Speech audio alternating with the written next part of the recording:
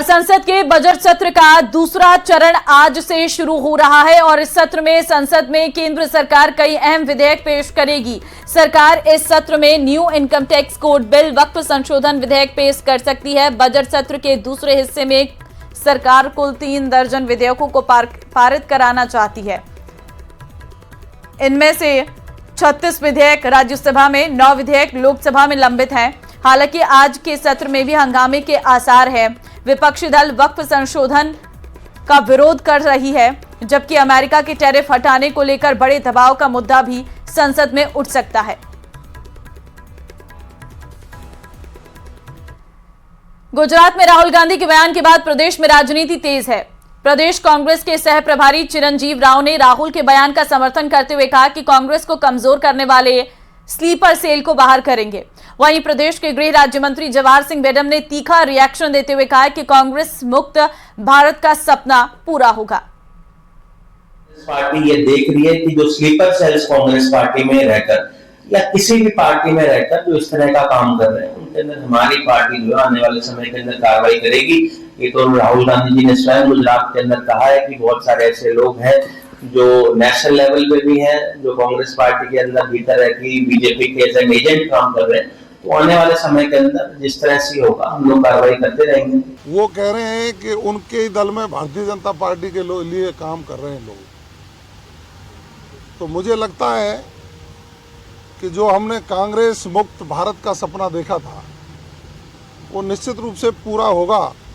और दिल्ली के रिजल्ट में जब वो 0 आए तो राजस्थान में भी आगे आने वाले चुनाव में कांग्रेस 0 रहेगी। मैं आज कह रहा हूं, आप लिख लेना।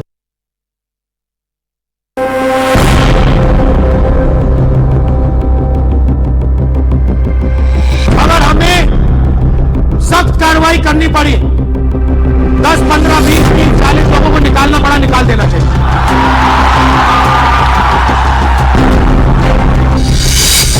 कांग्रेस में गुटबाजी पर आग बबूला राहुल गांधी। कांग्रेस नेताओं को राहुल गांधी ने लगाई लताड़। क्या कांग्रेस में होगी सर्जिकल स्ट्राइक?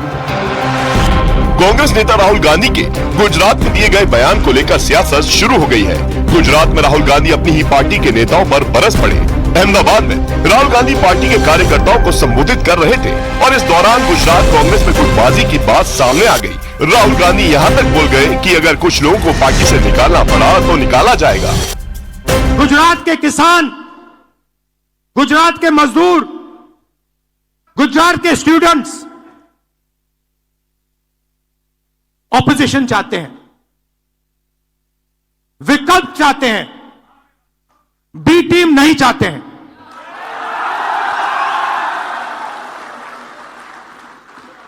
तो मेरी जिम्मेदारी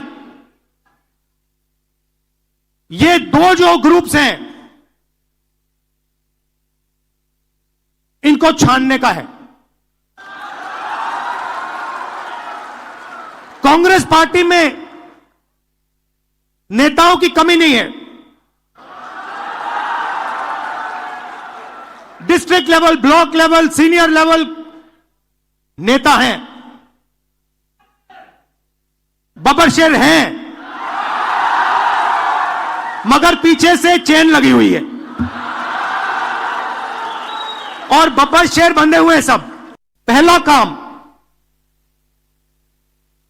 ये जो 2 ग्रुप हैं इनको अलग करना है सीधा। अगर हमें सख्त कार्रवाई करनी पड़ी, 10, 15, 20, 30, 40 लोगों को निकालना पड़ा, निकाल देना चाहिए।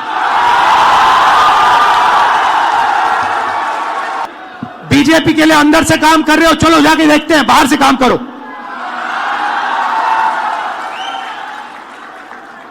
तुम्हारी वहां जगह नहीं बनेगी, बाहर फेंक देंगे तुम्हें। राहुल गांधी ने यहां तक खुलासा कर दिया कि गुजरात कांग्रेस पर राष्ट्रीय नेतृत्व तक का कंट्रोल नहीं रहा है और जब राहुल गांधी इस तरह से अपनी पार्टी के नेताओं पर बरसे तो कांग्रेस के कुछ नेताओं का हौसला बढ़ा और उन्होंने यहां तक कह दिया कि पार्टी में बड़े बदलाव के लिए सर्जिकल स्ट्राइक जरूरी है। अब वो पहचान रहे हैं कि जमीनी हकीकत क्या है और क्यों पार्टी जो है वो कमजोर होती जा रही है, क्योंकि ऐसे बहुत लोग हैं जो मेहनत कर रहे हैं, जो काम करना चाहते हैं, पर उन्हें मौका नहीं दिया जाता। और काफी लोग ऐसे हैं जो पद पे बैठे हैं लेकिन इतने वर्षों में बड़े कोजी कंफर्टेबल पोजीशन में हैं, पर भाजपा के साथ मिले हुए हैं। जब राहुल जी इस बात को कहते हैं तो ये मतलब नहीं है कि अगर 50, 100, 200 लोगों को हम निकालें। एक होता है सांकेतिक कार्रवाई भी इंपॉर्टेंट होती है। उससे क्या होता है कि जो लोग दहलीज पर बैठे हुए हैं उनको खबर मिल जाती है कि या तो यहां रहो या चले जाओ, तो अपने आप ही बहुत से लोग सुधर जाते हैं। ये एक होता है ना, कभी कभी जरूरी नहीं है कि आप डंडा चलाओ, डंडे का डर ही अपने में बहुत बड़ी चीज करता है। और अगर ये बात वहां पूरे रैंक एंड फाइल में चली गई तो आप खुद देखिएगा लोगों का स्वभाव और राजनीति करने का वहां तरीका जो है वो बदलेगा। तो बहुत गंभीर बात है, और यदि कुछ ऐसे लोग हैं तो उनको, ऐसे स्लीपर सेल्स को बाहर करना चाहिए जो भाजपा से मिले हों या जिनके कामों से भाजपा को ताकत मिल रही है। वहीं राहुल गांधी के कांग्रेस में गुटबाजी वाले बयान पर बीजेपी ने चुटकी ली। बीजेपी ने कहा कि लगता है कि अपनी पार्टी जनता, संवैधानिक संस्थाओं और मीडिया पर दोषारोपण करते करते राहुल गांधी अपने लोगों पर ही दोषारोपण करने लगे हैं। श्री राहुल गांधी जी ने कहा कि कांग्रेस में 2 प्रकार के लोग हैं, परंतु मैं कोई इससे मिला हुआ है, कोई उससे मिला हुआ है। मुझे लगता है अपनी पार्टी के लोगों को पब्लिकली ह्यूमिलिएट करने का ऐसा उदाहरण कभी देखने को नहीं मिलेगा।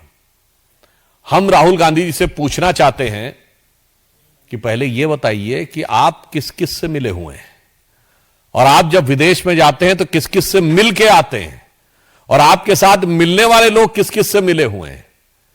और जब से सोनिया जी और राहुल जी का दौर आया है तब से ही गुजरात में कांग्रेस की स्थिति ज्यादा खराब हुई। इतना ऑनेस्ट रिएक्शन वो भी मंच से देना, थोड़ा हेजिटेट करना चाहिए था। राहुल गांधी कहते हैं कि हमें गुजरात में चुनाव लड़ना ही नहीं चाहिए, हम गुजरात को रास्ता दिखाई नहीं पा रहे हैं, तो बात बिल्कुल सच है। और ये रेस में दौड़ाने के बदले बारात में कौन घोड़े को भेज रहा है? क्या खड़गे जी के नेतृत्व पे सवाल है क्या? कांग्रेस पहले ही राज्यों के चुनावों में बैकफुट पर जाती दिख रही है। ऊपर से गुजरात में गुटबाजी पार्टी को भीतर से दीमक की तरह खा रही है, और ये कांग्रेस के राष्ट्रीय नेतृत्व के लिए चिंता का सबब है। ये चीज राहुल गांधी ने सार्वजनिक करके ये जताने की कोशिश की है कि अब कांग्रेस में गुटबाजी की जगह नहीं है, और अब जरूरत पड़ी तो पार्टी ऐसे लोगों पर सख्त एक्शन लेगी। एक तरफ दिल्ली में बीजेपी में मंत्री और सांसदों ने सरकारी आवास की नेम प्लेट पर तुगलक लेन के साथ स्वामी विवेकानंद मार्ग लिखवा दिया है, तो वहीं बीजेपी के कई और नेता हैं जो मुगलकालीन नाम बदलकर नए नाम किए जाने के हिमायती हैं। मुजफ्फरनगर के बाद अब मेरठ का भी नाम बदलने की मांग उठ गई है। मेरठ का नाम बदलकर अग्रसेन नगर रखने की मांग की गई है। ये रिपोर्ट देखिए।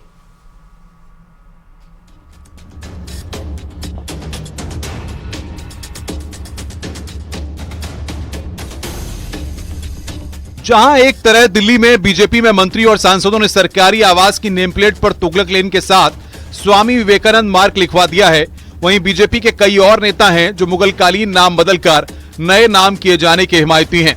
वहीं अयोध्या से BJP MLC doctor Hariom Pandey ने बजट सत्र के दौरान अंबेडकरनगर जिले के हेड ऑफिस का नाम बदलने की मांग की है। उनका कहना है कि मुगल आक्रांता के नाम से मौजूद अकबरपुर शहर, बस स्टेशन, रेलवे स्टेशन और तहसील को मुगल आक्रांता अकबर के नाम से गुलामी की याद दिलाता है। इनका नाम बदलकर मातृपितृ भक्त श्रवण कुमार के नाम से श्रवण धाम रखा जाए। जिला मुख्यालय पर स्थित बस स्टेशन, रेलवे स्टेशन और तहसील जो कि मुगल आक्रांता अकबर के नाम पर है तथा गुलामी की याद दिलाता है, का नाम परिवर्तित करके मातृपितृ भक्त महात्मा श्रवण कुमार के नाम पर श्रवण धाम करने की मांग करता हूँ। मानवत आत्म में मैं।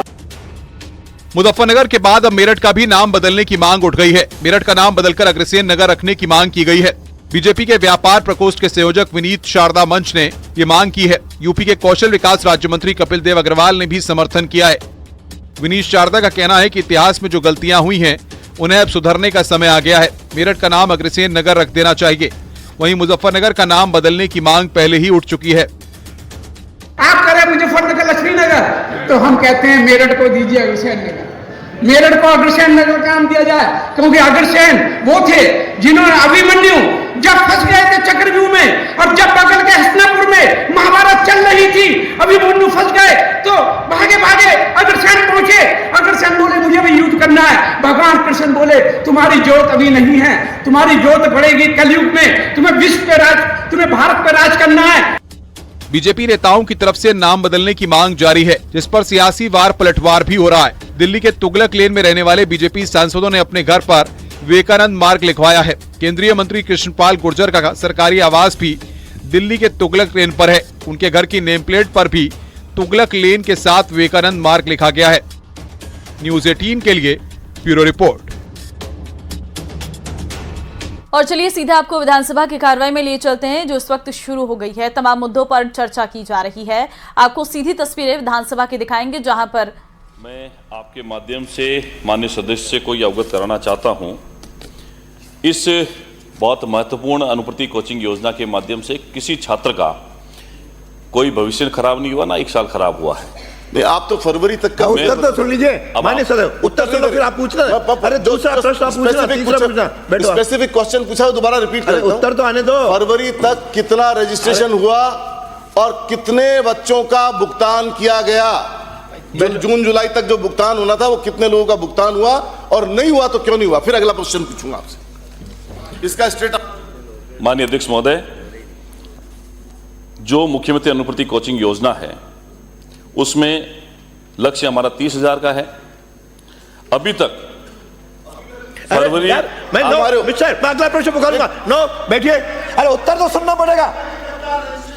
मैं बता रहा हूं ना, वही उत्तर सुनिए। दूसरा पूरा प्रश्न, फरवरी तक रजिस्ट्रेशन नहीं किया माननीय सदस्य, नहीं तो मैं प्रश्न नहीं आने दूंगा। यदि प्रश्न आया है उत्तर सुन लीजिए, दूसरा पूरा प्रश्न पूछना है। आपको अनुमति होगी, आपको अनुमति होगी ना दूसरे प्रश्न की? बीच में क्यों खड़े हो रहे?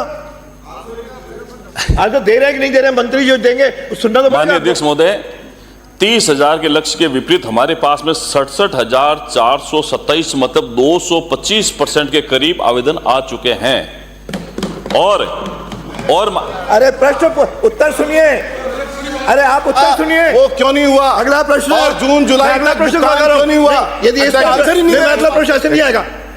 आपको उत्तर तो जो दे रहे हैं सुनना पड़ेगा माननीय अध्यक्ष जी। तो सुनिए पूरा, फिर आप दूसरा पूरा क्वेश्चन पूछिए। आपको मना नहीं है, पूरा दूंगा आपको, और सब पूरा दूंगा। अध्यक्ष जी, इन्होंने जो पहला का पूछा है ना, वही जवाब दिलवा दें कि फरवरी तक आपने कितने कर दिए और कितने बच्चों का भुगतान आपने कर दिया, बस यही पूछ रहे हैं। आप पूरा पूछिए, पूरा सुनिए। ये तो जो देंगे वो भी देंगे, वो जवाब नहीं। अरे ये भी तो सुनिए।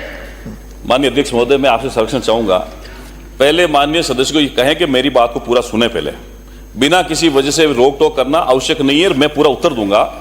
और मैं ये कह रहा हूं कि जिस योजना रह जाए तो वापस पूछ लेना। मैं एक एक सवाल का जवाब दे रहा हूं। मैंने ये कहा है कि 30,000 के लक्ष्य के विपरीत 67,000 के हमारे पास आवेदन आ गए, क्योंकि जुलाई के अंदर हमने आश्वासन इसी विधानसभा में ये दिया था कि जो 2005-06 में वसुंधरा जी की सरकार ने योजना को लॉन्च किया था, उसके बाद आपने इस राजस्थान में 2021 में लॉन्च किया, उसमें और सुधार करते हुए जो 2021-22 के बाद में कुछ सुधार करने थे, इसलिए हमने उसमें सुधार किए। लगातार हमने विभाग के अधिकारियों से मॉनिटरिंग करी, नवंबर से लेकर दिसंबर से लेकर इसके दिशा निर्देश हमने जारी किए। इसलिए पहले नॉन रेपुटेड इंस्टीट्यूट भी आते थे, हमने रेपुटेड इंस्टीट्यूट को किया। आज की तारीख में 37 रेपुटेड इंस्टीट्यूट के साथ में हमने 67,000 आवेदन लिए हैं। हमारा यह प्रयास है कि हम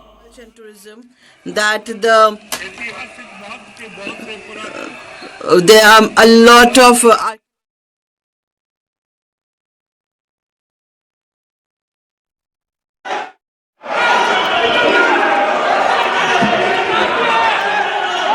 Honorable member, please. माननीय अध्यक्ष महोदय, माननीय सदस्य ने मैं धन्यवाद करना चाहता हूं कि उन्होंने देश के ऐतिहासिक महत्व की धरोहरों के संरक्षण को लेकर के ये महत्वपूर्ण प्रश्न आप सुनिए, सदन के पटल पर देश के संज्ञान में लाने के लिए रखा है। आपके माननीय सदस्य को मैं प्रश्न बोलने का मौका दिया, आप मंत्री जी का जवाब सुनो, लेकिन ये तरीका ठीक नहीं है आपका कि आप पीठ इसे करके मंत्री जी से नीचे सदन पे जवाब तलब करो।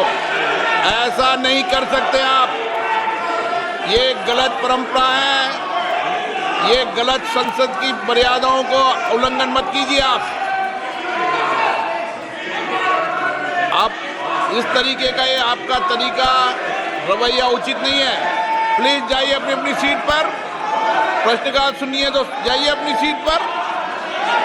नो, चलिए।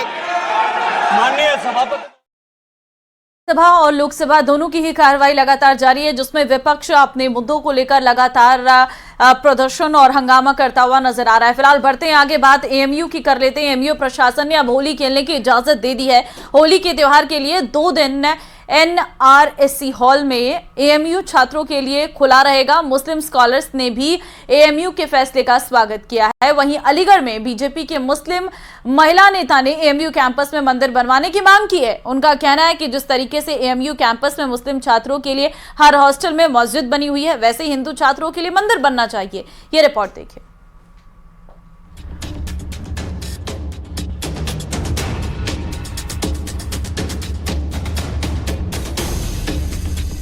जहां एक तरह दिल्ली में बीजेपी में मंत्री और सांसदों ने सरकारी आवास की नेम प्लेट पर तुगलक लेन के साथ स्वामी विवेकानंद मार्ग लिखवा दिया है, वहीं बीजेपी के कई और नेता हैं जो मुगलकालीन नाम बदलकर नए नाम किए जाने के हिमायती हैं।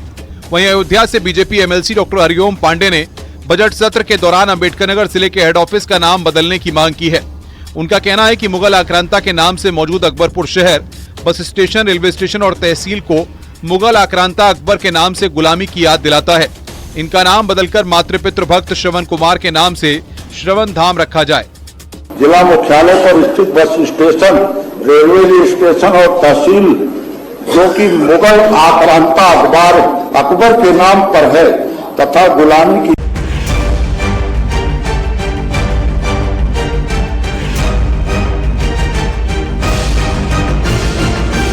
अलीगढ़ मुस्लिम यूनिवर्सिटी में होली मनाने पर रोक की खबरों के बाद बवाल मच गया था, जिसके बाद अब यूनिवर्सिटी ने इस फैसले से कदम पीछे खींच लिए हैं। एएमयू प्रशासन ने अब होली खेलने की इजाजत दे दी है।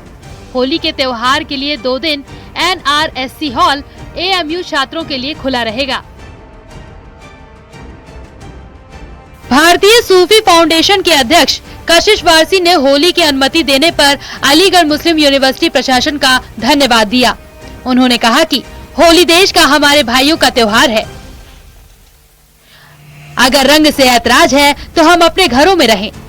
जो लोग होली मना रहे हैं, होली खेल रहे हैं, वो होली खेलें। सर, होली जो है वो देश का एक त्योहार है, हमारे भाइयों का त्योहार है।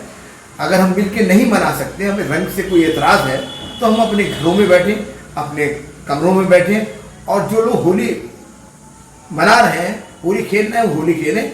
जो मैं अलीगढ़ मुस्लिम यूनिवर्सिटी के प्रशासन को धन्यवाद देना चाहता हूं कि उन्होंने बाकायदा एक कमरे के अंदर, एक हॉल के अंदर होली का इंतजाम किया है। वो इस होली मिलन को बहुत अच्छी तरह से कराएं और तमाम देश को ये मैसेज दें कि इस देश के अंदर कभी एक गिरते की जड़ें मजबूत थी, मजबूत हैं, मजबूत रहेंगी। वहीं अलीगढ़ में बीजेपी की मुस्लिम महिला नेता ने एएमयू कैंपस में मंदिर बनवाने की मांग की है। उनका कहना है कि जिस तरीके से एएमयू कैंपस में मुस्लिम छात्रों के लिए हर हॉस्टल में मस्जिद बनी हुई है, वैसे ही हिंदू छात्रों के लिए मंदिर बनना चाहिए। मंदिर में सभी देवी देवताओं की मूर्ति होनी चाहिए। रूबी आसिफ खान जल्द ही मंदिर बनवाने की मांग को लेकर पीएम मोदी और सीएम योगी को पत्र लिखेंगी। कि जो मुसलमान भाई अपने सभी त्योहार मनाते हैं, यूनिवर्सिटी में नमाज भी पढ़ते हैं, वो हक उनको वापस मिलना चाहिए। हिंदू भाइयों को वहाँ भी एक मंदिर बनना चाहिए। मैं ये चाहती हूँ कि वहाँ मंदिर बनना चाहिए और मंदिर में सभी तरह के त्योहार मनने चाहिए। देवी देवताओं की मूर्तियां भी रखनी चाहिए वहाँ। मैं तो चाहती हूँ कि जो गणेश जी का त्योहार अच्छे से मनाया जाता है, सब लोग मिलजुल कर मनाएं वहाँ पर। एएमयू में होली खेलने पर रोक लगाए जाने के फैसले का काफी विरोध भी देखने को मिला था। हिंदू छात्रों ने एएमयू प्रशासन पर भेदभाव करने का आरोप लगाया था। उन्होंने कहा कि एएमयू को सभी धर्मों का सम्मान रखते हुए उनके कार्यक्रम को अनुमति दी जानी चाहिए। न्यूज़ 18 के लिए ब्यूरो रिपोर्ट।